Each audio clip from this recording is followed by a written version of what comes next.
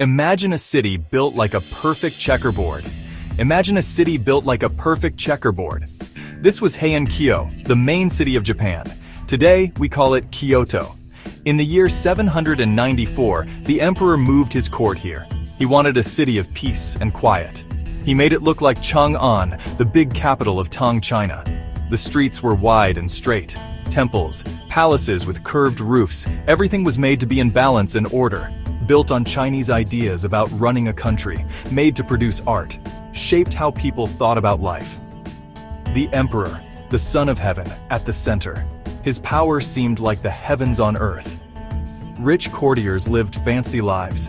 Big wooden houses, covered walkways, painted screens, silk curtains. The outside world kept far away, not fighting wars, not working hard. Instead, devotion to beauty. The court was a bubble of high, borrowed culture. Outside, rice fields, mountains, different powers rising based on land. Loyalty, a sharp edge of a sword. Inside the safe walls of the Heian court, women had a special and strong role in culture. While men were supposed to write in Chinese, the language of government and learning, women were free to write in Japanese. They used the flowing hiragana writing to show their deepest thoughts and things they noticed. This freedom led to some of Japan's greatest books. Diaries, poems, stories flowed from their ink brushes. They captured the small dramas of court life, jealous feelings, secret loves, quick moments of beauty, deep sadness. The best of these writers was a lady-in-waiting named Murasaki Shikibu. Around the year 1000, she started writing a story. It grew and grew until it became a huge long story, the tale of Genji. It follows the life and loves of a made-up prince, Hikaru Genji, the shining prince. He is good-looking, he is kind, he is good at all the arts, the perfect Heian court member. Through his adventures, Lady Murasaki painted a very detailed picture of her world. The tale of Genji is a guide to the beauty of the time, the idea of mono no aware. It pulls the reader into the Heian court through the senses, the smell of incense, the sound of silk, the sight of moonlight. It is a tribute to Heian culture, a proud cultural statement. We are our own culture. But even as Lady Murasaki wrote about the shining prince, the world he stood for was starting to fade.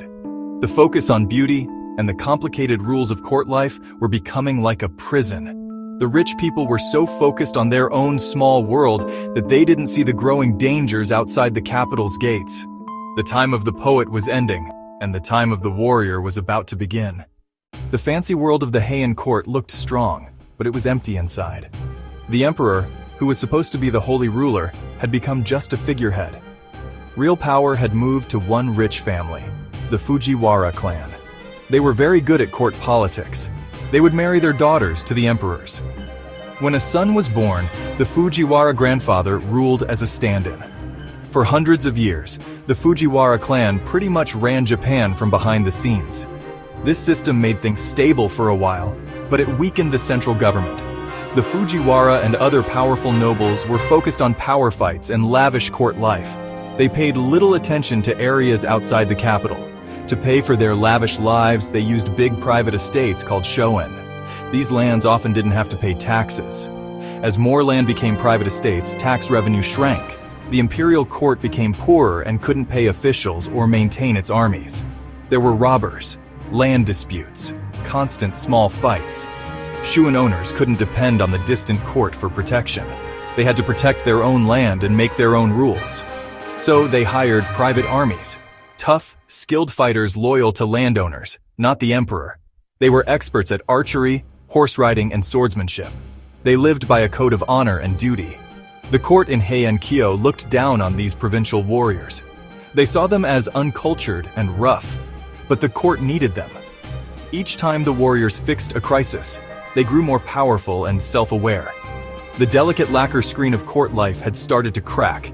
Through those cracks, the shadow of the sword grew longer and darker, threatening to break their world forever. As the main government in Heian got weaker, the warrior groups in the provinces got stronger. They weren't one big, united group. Instead, powerful families, lands, armies, goals. Two of these groups rose above the others. From the east came the Minamoto, the Genji. From the west, the Taira, the Hika. fierce horse riders and skilled sailors, family networks and court influence. In the 1150s, Taira no Kiyomori used a court succession fight to seize power, a warrior who knew court politics. He placed relatives in top posts and married his daughter to the emperor. They ruled firmly, with soldiers in the palace. For a moment they appeared to replace the old noble families, but their power rested on force, not court legitimacy. They exiled or killed rivals, including Minamoto members. Their pride built many enemies. The remaining Minamoto were scattered but not defeated. Young Yoritomo lived in exile in the east, watching and waiting. Others like Yoshinaka raised their own armies in the mountains. The Taira had shown military force. Now the fate of Japan would be decided by battle. Japan was a powder keg. One spark would ignite a war to burn away the old world and create a new one. From Kamakura and the east, leaders gathered men and resources. Rival hunters circling a weakened court. Both wanted control of Japan. The Heian court's old order was dead.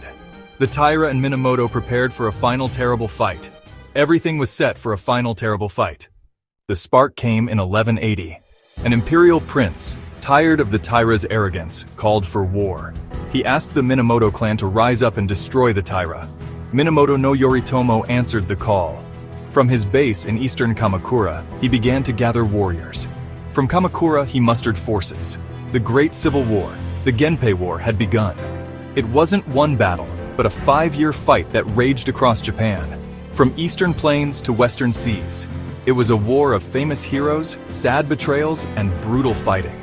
Leaders on both sides made choices that would haunt them.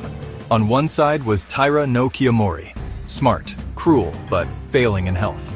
On the other was Minamoto no Yoritomo, a brilliant planner and cold politician. He preferred to stay in headquarters, telling his forces what to do. He left the fighting to brilliant younger warriors, especially Minamoto no Yoshitsune. The war went back and forth. The Taira at first had the advantage with control of the capital and the emperor. Yoshitsune led the Minamoto to a series of amazing wins, using daring plans like surprise horse attacks down steep hills. He drove them out of the capital and chased them across western Japan. The final fight was in 1185 at Dan no Ura, a desperate, bloody sea battle. Kiyomori's widow took the child emperor and Toku in her arms. She told him they were going to a new capital under the waves and then jumped into the sea, taking the sacred sword with her. The Taira clan was wiped out. The Genpei War was over, but victory came at great cost. Burned villages, refugees, and a wounded country. The Minamoto were the undisputed masters of Japan.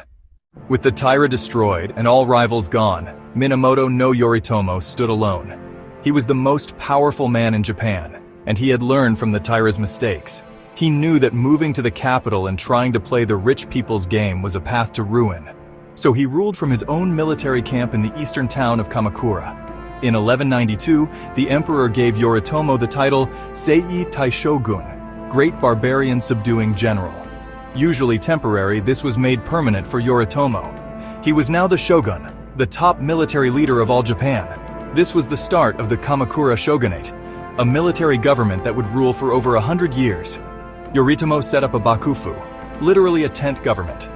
It was a government run by samurai for samurai. He appointed military governors, shugo and estate managers jito, who answered directly to Kamakura, not Kyoto.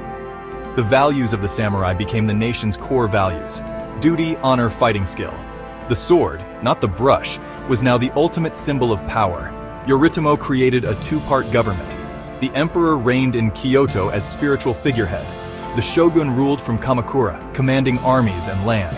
This unique structure would shape Japan for the next 700 years. Samurai embraced Zen for self-control. Pure Land Buddhism offered hope to ordinary people. These religions matched the samurai spirit and set Japan apart from the continent. Japan turned inward, forging a new identity in war and the sword. This is the age that made the samurai Japan. Presented by Credibly Weekly.